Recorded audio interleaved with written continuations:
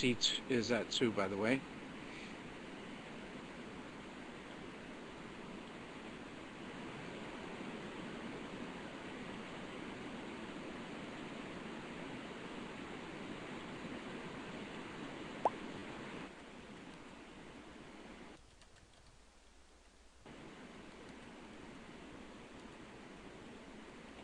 And I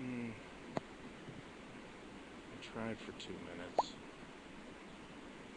Yeah, we'll try 2 minutes. It might be too much exposure, but let's try it. You can always turn down the dial on the potentiometer, please.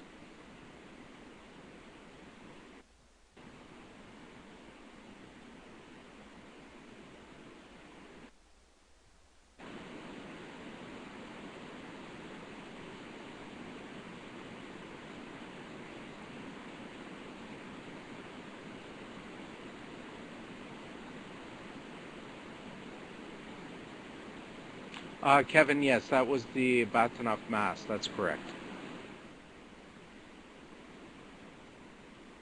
Thank you, Jack.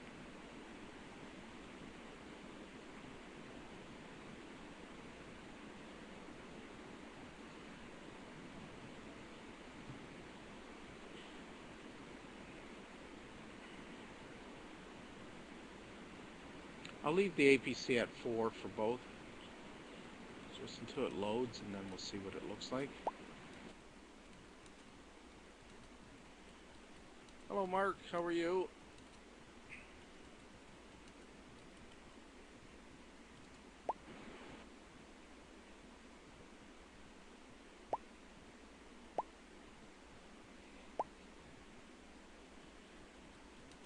That was a good report, Kevin. I enjoyed reading it.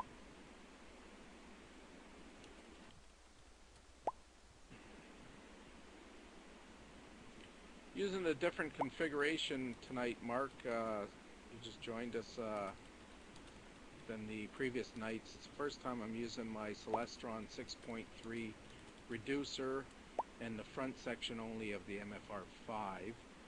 No diagonal. It's going straight through my Televue Smith's Cassegrain adapter to 2-inch adapter. Okay, let me just try the AWC first. 2 minutes was really pushing it.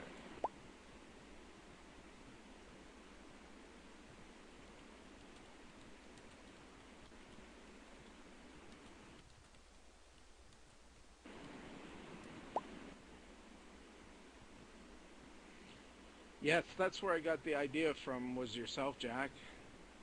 Well, thank you, Mark. Use the 6.3 with...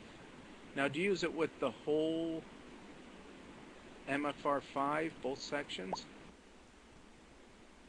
Okay. No, I was talking to Rock, and the only problem with my scope, the 9 1/4, is because it is a longer tube, it's the same length as the C11. The longer the tube, the worse for vignetting.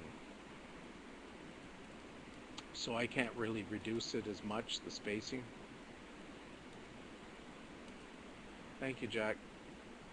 Yeah, the moon is coming up now, starting to be a factor now. But with this combination, it seems like the background's a bit flatter. There is still some vignetting, but it's not as bad. If I turn it up just a bit, you can see a bit in the bottom corners. There's no coma, at least.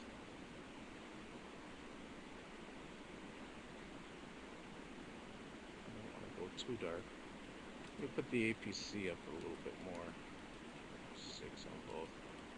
I just went from 4 to 6, so I don't want to go too high. Cause noise, too much noise.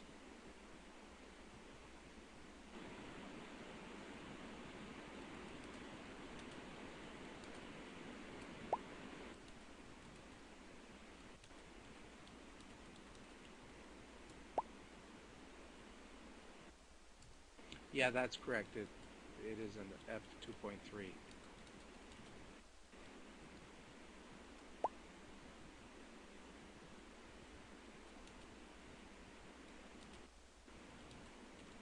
Yeah, I like this combination. It seems to be working the best so far.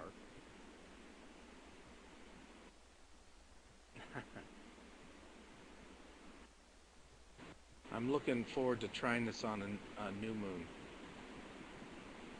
Let's pull the APC down a bit.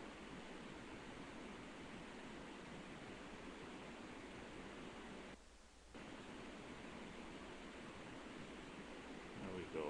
Just to get rid of some of that, some artifacts a bit.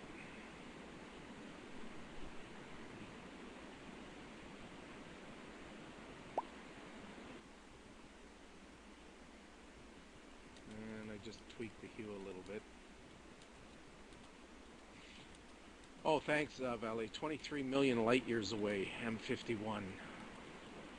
So it's still not as far as that galaxy we were looking at before, M108, which was 84 million light years away.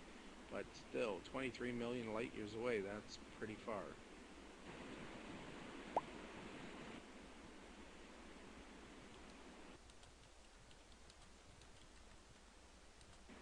Yeah, it does.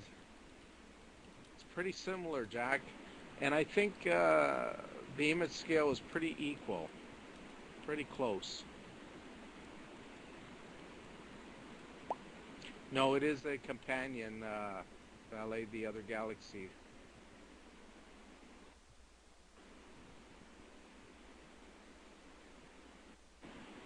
Yeah, yeah, a little bit better in the spiral arm, the dark sections. Is the background too dark for you? You could bring it up a little bit.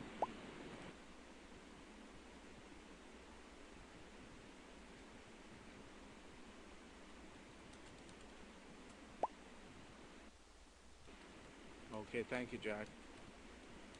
And that's about the limit exposure time at AGC2, 2 minutes. So last time we were doing a 5 minute. 2 minutes is plenty. The brightness is down to 30. I could probably take it up more, but I don't know. Maybe we could try to bring it up a little bit more. Let me adjust this potentiometer to see.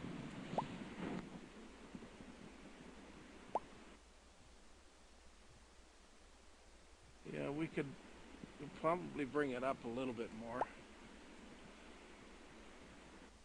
Put another half a minute.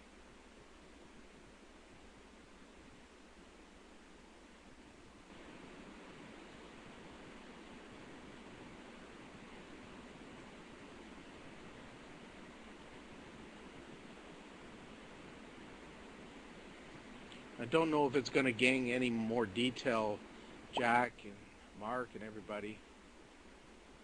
Good evening, Murray. How are you today?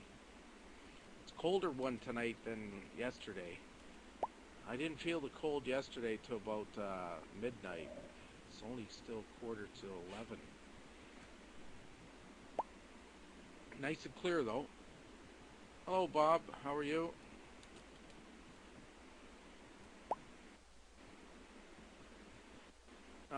For those who just joined, I'll explain again.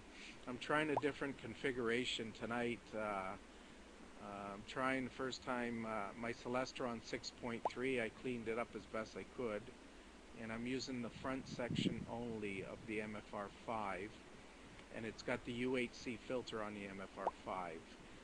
And the adapters that I'm using is the Televue Smiths Cassegrain to 2-inch adapter, and that is threaded onto the C9 1/4. And then I have the Televue hi-hat, which is into the adapter, so that's about a 3.5 to 4-inch extension. And then the MFR5 goes into that adapter. So it seems to be giving me a pretty close field of view as what I had with the MFR5 and 5mm spacer. And it seems a little bit flatter tonight than the other night. Still a bit of vignetting, but not as bad.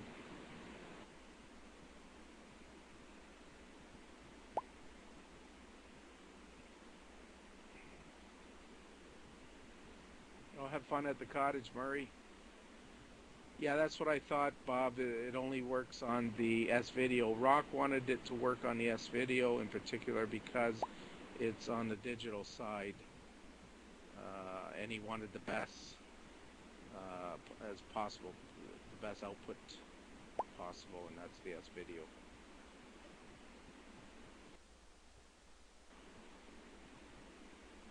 That's right. S video has its own separate color, whereas composites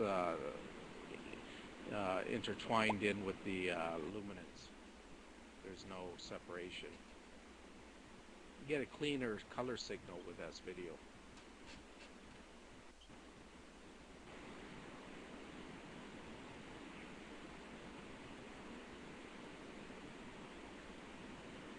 How's that background look, Bob? You've seen my other few nights with the different configurations. I'll bring the brightness up a touch. Well, actually, we're going to be 7 seconds refreshing this one. Okay, so that's 2 minutes.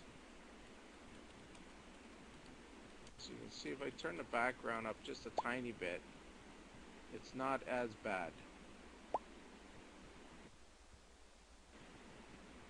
Oh yeah, much more detail in the arms now. Maybe I'll take it up to 3 minutes. Let's push it to 3 and see. This is where the MCV 1E helps a lot because my brightness is now at 43. I'll bring it down a tiny bit. 38. 34. Right about, maybe about there. 32.